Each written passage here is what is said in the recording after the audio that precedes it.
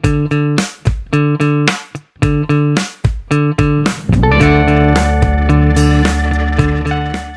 back to the Berg Podcast. Thanks for joining us today. With me today is Dan. Hey, everybody. And we're talking a little bit about safety culture. And I think that, obviously our safety mentality and culture has had a pretty significant shift, I think, in the last 5-ish years. Mm-hmm. And it hasn't always been easy. We're kind of going through another phase right now as we sort of redevelop some things and look at personnel and who's responsible for certain outcomes. But trying to identify safety culture and how to change safety culture has been kind of a challenging, one of the challenging parts of our growth and our development over the last 5 years. It has. And one of the things that's hard is you don't want to change culture, right? Like in other words, your culture, you hope that when you build it, it works. It is what it is. It's the culture. It's who you want to be. It's indicative of who you are. And so one of the real struggles for me personally in these changes was I didn't want to change who we were, right? I didn't want to change that, get it done, that we figure out solutions, that we work our way through, that like sometimes it's just a grind and you got to do it, right? The like old school, clean hands, dirty, clean money, dirty hands, like all those things that, you know what I mean? The blue collar feel that really is our industry. Like that's where we came from, whether it be the tree clearing or the farming or the construction, that's where Berg was sort of born. That's where this idea came from. And so it was really hard to figure out a way, or difficult to figure out a way to adjust and to grow, but not to lose that, And so I think that's been part of the struggle is as we go through that, we say like, okay, this is a really good process and we can do all these things and we'll have a handbook and we'll have a person in charge and we're going to meet all these standards. And we're like, okay, that's all great. And then it doesn't feel right. Like even if we're doing what we want to do, it doesn't feel right. And then the other thing we struggle with is a line that you had that I really loved. And I would say to you, like when we would work through between you and I, like, how were we going to do this? Like, and were we going to do it? Like, how much were we willing to move? You would say to me, are you safe because you're safe or are you safe because you're lucky? And the truth is I didn't know. And so not knowing meant I was safe because I was lucky. Now, there was intentionality to the safety. You know what I mean? Sure, like, it didn't say on like a board, like, okay, so first thing you do, stand underneath a bucket. Like, in other words, we were being safe. Yeah. But being safe and planning to be safe, like that was the difference. Yeah. And so we came and went with that. We tried to put it in and we're like, okay, hold on, wait a minute. That wasn't the right way, or it was too much or too fast, too soon, or not right. And so I think that's been the struggle for us. It was never about being safe. It was about how do you facilitate a plan that is safe while remaining true to a culture that always wants to fix the thing immediately. Right. Yeah. And finding ways to integrate the two, right? I mean, I would agree. We definitely weren't reckless by any means. We weren't inherently unsafe, at least certainly not intentionally in any way, shape, or form. And we weren't, intentionally ever putting our folks in spots that we knew were unsafe or unfit or any of those things, right? We were always, I think, looking out for the team, desired certainly that the team was safe, went home every night, all their appendages and that's all of important. And their livelihood and all of those things. But we weren't necessarily taking any steps to try and establish the guide rails of what safe should look like. And we didn't always have the right people in the right places to demonstrate what safe was supposed to look like. And so I think what ended up happening was we were pretty safe. And by and large, it was because of folks who were experienced and doing the right things and genuinely just good human beings watching out for the folks that were next to them, right? And then what transpired over time was we said, all right, does that last? Can that be impactful day in and day out? Can we always rely on having the most experienced, most genuine human being standing there, ensuring that everyone else is not doing something that they didn't know was unsafe or something of that nature. And two things really come to mind. I had one thought, and then you said the word experience, and that's where I was leaning. Yeah. Was I think part of it was inexperience, right? Like it was that we were experienced in the sense of we knew how to work around equipment. We knew how to work in tree clearing or farming or all these other things. And then we brought in people who knew how to do construction. And so inherently we were safe. But as we grew, there developed a larger group of inexperienced people who wanted to do it and had all the culture things, a lot of them that we wanted to be, but didn't know how to be safe. So they weren't being unsafe. They just didn't know what that safety was. And then the other thing I was going to say that, Brian, I think was important is what we paired it with then was sometimes in the process, we were actually very safe and we planned and we did all these things and there was no record of it. Right? There was no record of the safety. And what I came to realize over time working with you and then as we grew even more, not working with you on it, where we had to bring in other people who did it. And I was on the periphery of it. I was involved. I interacted, but it wasn't my responsibility per se. And you had a larger part in it. Was that much of what we hadn't done before was actually keeping all the records and providing the evidence that we had been safe. Right. So, and that is not to say that we did the trainings that they would want us to do. Sure. We didn't. Yeah. But at the same time in my head, like if we're going to argue semantics, I would say, Brian, we did do that. Like we did say to the 24-year-old guy who had never been on a site, you need to wear your hard hat and you need to make sure that you don't walk behind a machine on the blind side. And we did say it, but we only said it when it was relevant, right? And that became the difference. Is if you're telling the guy on the site, hey, don't walk behind that piece of equipment that you just walked behind, you were probably seconds from a near miss when you said it. Sure. Yeah. And that's inherently not safe, right? Like that creates the risk of unsafeness, Right. And really that's what we're trying to mitigate is not because the majority of companies are safe. Like their record would suggest that things generally do not go wrong, especially of a horrific nature as compared to industry normals. But how close are they to the risk of being unsafe? Mm-hmm. Because that's where exposure lies. An insurance company is upset if you have an accident because they have to pay out. But what is really damaging is if you have an accident or two, but you have 15 times that you almost had an accident. Yeah. And when we didn't report it, no one was any wiser to it. But as we started to track it, I feel like we started to realize okay, wait a minute. There are simple things here that people aren't doing or aren't aware of that we need to make sure they're aware of that, then you and I would sit in a room with Ford and we'd say I don't understand why I have to tell the person, and it's not just construction, right? Like, do you really think that we should, in 2026, should it have to say coffee is very hot on the coffee cup? You bought a hot cup of coffee. Sure, yeah. You knew it was hot. Yeah. Right? That's why it's not in the plastic clear cup because you bought hot. You ordered hot coffee. Yeah. You got hot coffee. You should probably not throw it on yourself. But if you don't put it on the cup, you could get sued because the coffee was hot, which is exactly what you ordered. And so it's like I'm stretching it, but in other words, that's sort of where we had to start to approach it from is what we're trying to do is to say, hey, it is dangerous to work around a 120,000-pound excavator. That's dangerous. And also, the soil is no longer stable because we dug it all up. Mm-hmm. So you need to be careful in that scenario about these things that exist, but you may not be cognizant of how dangerous they are. Or probably the greatest risk we see is you're around them so much that you forget that they're dangerous. Right. Yeah. And so you slowly put yourself in more and more precarious situations because you're comfortable with that level of risk. And then all of a sudden, something happens. Right. And when that something happens, all of a sudden there's a major problem. And so that's what really became hard is we're trying to, our nature to say that's ridiculous. I'm not putting hot cup of coffee on a hot cup of coffee. You ordered the hot cup of coffee. But then realizing well, in this scenario, if I don't really take accountability and leadership and say we can't do this, we have to do this. This has to be the process. You have to fill out a job site analysis. You have to do pre-task planning. You have to, all these steps that 50 years ago were sort of done, but they were done almost by a learning curve. You know what I mean? You learned to be safe and hopefully you didn't get injured before you learned that.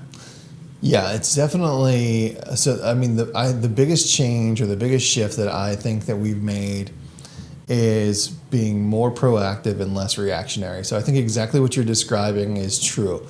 We've got good people in good places who know what they're doing, and when they saw someone with less experience who was behaving out of inexperience, not out of intentionally being unsafe, they would say, "Look, what you did there, not safe. You got to correct that behavior. You keep doing that, someone's going to be injured. Yourself, someone else, because they're trying to help you, whatever it might be." Mm-hmm. And I think that the reality of that is, if you only rely on someone having caught the near miss or seen what could have happened to respond to it, you're probably only catching a pretty slim margin or slim percentage of the actual things that are creating unnecessary risk. There is no avoidance of risk, right? Everything we do carries risk. Yes. So, if you're going to step out of bed, create risk. You're going to lay in your bed all day, creates a different kind of risk, right? Like nothing you can do avoids risk completely.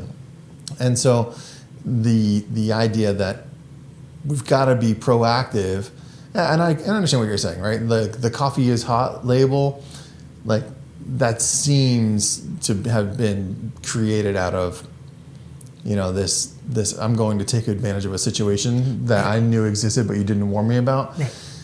There's always that possibility. That's right? There's risk. always the risk that someone is going to say, well, I knew the danger was inherently there, but you didn't warn me about it. And so because I've injured myself doing something I knew was dangerous, but was unwarned about, you're at fault. That definitely exists. I think we're not necessarily trying to go to that extreme. Right. We're just trying to say, like, hey, especially the leaders in our organization, right? As field leaders, we're talking project managers, superintendents, foremen. Like, have you prepped your folks for what should be happening today from a productivity standpoint? What are our goals? What are we trying to accomplish? And what are the inherent risks with those things that we're going to do? So maybe you took that 2-minute personal check-in and you said, you know what? I'm going to make sure I've got eye contact with the excavator operator before I walk behind him or before I approach the machine, so that he doesn't accidentally swing the boom and kill me, or no, and it's I 100% agree with you. Yeah. And what came to my mind is it's a different topic, but it is like we really try and be as transparent with the team and with everybody we deal with as we can. Yeah. And so a lot of this, in equal parts, probably, or I don't. Maybe you wouldn't. I'm going to give you a chance to say if it's equal parts or not after the fact, right? But in equal parts, this has to do with actually creating a safer environment and addressing the litigious nature of our culture, not our culture in the company, of our society, where we've become. And a couple things that come to mind are I had my great grandfather was a truck driver and a butcher. Yeah. And one of the last things that happened to him before he stopped working, and he was older, he's probably, older than me, probably 57, 58 years old. Sure. And he was in the meat plant, probably loading meat into a truck, or I don't know what he was doing. But the hooks that grab sides of beef was swinging around, and he all of a sudden he stood in the line, and it hooked him and picked him up off the ground.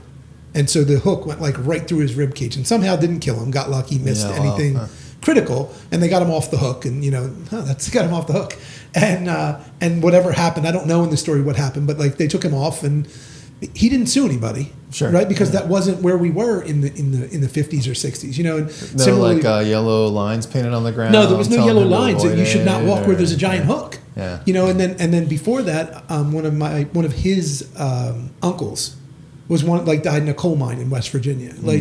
Nothing happened. He died in a coal mine. You work in a coal mine, there's a good chance you're going to die in a coal mine. But we had to address that as a society because people were dying. Yeah. But as we addressed it, simultaneously, this litigious nature of society increased. And so now you end up with, you need to protect yourself while protecting your team, because we always wanted everyone to go home safe. Yeah, 100%. But now we want to make sure they go home safe. We want to make sure they understand what safe is, and we want to make sure that we have the documentation that shows we were safe. Yeah. Because you have elected to work outside next to big pieces of equipment in snow, rain, sleet, mud, dirt. Right. You know what I mean? It's rough work. Yeah, rough work in nasty environments. Yeah. I think you're 100% right. And in fact, I would even say that when we initially set out to make our safety program more formal, it was with the intention of meeting the requirements of compliance, OSHA, insurance, all of those things. It was 100%. We thought we were doing things the right way already, and we just wanted to make sure that we could document it and prove it if we needed to. Yeah. Right? I think that was like the original intent. We went through some of the the process of evaluating our insurance products, and as we did some of these risk assessments and things like that, we're like, yes, we're doing all of those things. Can you prove it? Probably, if you watched me long enough. Can you show it to me? Probably not. If I had to, and so we started to say, all right, well, that's fine. We're already doing it. Let's write it down. Let's document. Let's document it. Let's prove that we're doing it. And the funny thing about trying to prove that you're doing something right is it actually made the problem worse. Like the more we were intentional about safety, and the more we were intentional about the amount of training we were doing and the amount of documentation we were doing, we picked up more incidents, right? And there were more things happening. There were more incidents happening. There were more events. Thankfully, it was all like frequency related things, not severity. We didn't have anything dramatic or drastic or catastrophic. But we started like finding all these little things that in all likelihood probably existed the entire time, but because of our lack of formality, we weren't ever saying we should change that, we should address that, we should discuss that to see what we should do differently. And so it was really frustrating, I think, for our guys and as leadership, because we're like, what the heck? We know we're doing things mostly right, and now we're really being intentional about proving we're doing it right. And what it's actually done is create more documented problems. And that was a really that was frustrating, difficult period of time to go through, I think. Just because it felt like we were shooting ourselves in the foot for the sake of it. So. It does. And the first time I really remember it, honestly, is we were at Merck and we were doing snow, and there was a near miss, and they brought Ford and I in a room, and we had to listen to like 5 safety people explain to us about the near miss. And Brian, the near miss was that someone was driving a car and there was a wheel loader on the road. Yeah, right. And the wheel loader was big and had a giant box on the front, and it was very close to their car. And I was like, that's not a near miss. That's just us clearing snow. And they were like, well, they felt unsafe. And I was like, well, what was unsafe about it? Right. They were like, well, if that box had hit the car, it would have destroyed the car. It would have been an incident. And I was like, well, that's true. But you want the box on the road, and you allowed the person to drive on the road. So they have to coexist. It's not a near miss. And like, that's where sort of Ford and I's like distaste of near miss came from, was like that kind of thinking, like, that's not a near miss. Like, a near miss is, I'm backing up, I had no idea the car was there, and I just go by and almost hit you, and I had no idea you were there. Right, that's a near miss. Yeah. I didn't know you were there. The only reason I didn't hit you is because I was either not 1 foot to the left or you weren't 1 foot to the right. If either of those had happened, I'd have hit you. Right. But when I know you're there, and so we had to struggle through that, the formality of developing what is a near miss. And then the other piece that I think we really have to appreciate is at the point where we saw an increase in frequency in small misdemeanor like offenses, right? Like little things that just happened, right? It was simultaneous to us seeing the tail end of our explosive growth. So all of a sudden we had this inexperience factor that, had we not done it, would it have been worse? Like, in other words, like, yes, we saw more, but it's because we actually were a little bit ahead of the curve in realizing, like, wait a minute, not everybody knows not to do these things. So we better tell them, and we better write it down, and we better document it for their own safety and for our own company health protection. But simultaneously, we wildly increased the number of people, who went from, they all have 30 years experience doing construction, or they're younger guys that grew up with Ford that spent their whole life on a farm. Right. But either of them knew to stay away from the back of equipment, right? To make sure you're always in line of sight. You know what I mean? Right. Like, don't walk behind the horse. You know what I mean? I Like, was just you know about what I to mean? say Like, that. right, really simple things. You don't want to get kicked. Right, but you know what I mean? But if you take a person who's never Yeah. seen a quarter acre of grass out of a place, they might walk right behind a horse because, I Right. don't know, what they just wouldn't think about it. You know what I mean? Or, you know what I mean? By the same token, you put a person who grew up beyond like Potter County and you drop them in the middle of New York City, I'm pretty sure it's not going to go very well. Sure. Because they don't understand the safety requirements of that environment. You know? So that's what I think. That's one of the things I always try and take solace in, is that everything we did came from the place of trying to ensure the safety of our team. Right. And even when I was unhappy about how it was going or what it looked like, or feeling like it created extra steps or slowed us down, or extra incidents, physically reporting that, like, well, I was walking down a hill and I slipped. Like, okay, so did I. Like, but I didn't Sure. report it I didn't because write what, it up. what Right? do you Is want? that Like, an incident? right? Like, do you want me to give you a hug? Like, what do you want? You know? And we had to like grow through that, Right. and say, like, okay, that's them saying, hey, you should take a viable path. Right. Like, in other words, and you know, I mean, we're going to be in a situation where I'm going to have to do a deposition in the next month. And it's literally over that exact thing. Like, the person walked down a hill through a gate that was locked and walked on a sidewalk they didn't shovel, Yeah. that we didn't own. And I'm going to have to talk about it. Sure. Right. And I'm frustrated as I describe it to you, because I'm going to have to explain why this person did 5 things wrong that were all their fault. And the reality is, Brian, in our society, they're probably going to settle anyway. And the guy's going to get paid. And and I don't even know why I wasted my time. Yeah. You know what I mean? But as a company, I think it is maybe the most important thing that we do. Like, you know me, I'm top line / bottom line. I'm money in. You know what I mean? Like, that's my job. It's where I come from. It's what I'm good at. But there is nothing more important than making sure that you, I, or Ford never have to call somebody and say, like, your significant other lost a finger, a hand, an arm, a leg, their life. The life, yeah. You know what I mean? Like, we can't make that kind of money. Like, the money doesn't exist. I want to be very clear. I'm not even saying we can't make it. I'm saying it can't be made. You can't make enough money to make that phone call. Sure. You know, and if you've done everything you can do to prevent it in your own mind, then you can sleep at night. But if you cut corners, I don't know how you sleep at night if something goes wrong. And then you're on hope. Right. You know, and hope's not a strategy. We say it all the time. Right. It's not a strategy. You better have a plan, especially around this equipment. You know, because stuff goes wrong, and if it goes, it's going to go. You know, it's like driving on a highway. If it goes wrong, it's going to go real fast and real bad. Yeah, yeah. It's really timely too. Thinking about where we are in our normal work cycle. Yeah. Right. You know, so here we are, spring, the weather's turning, we're finally feeling like we're back to work. We got guys going, we got machines running.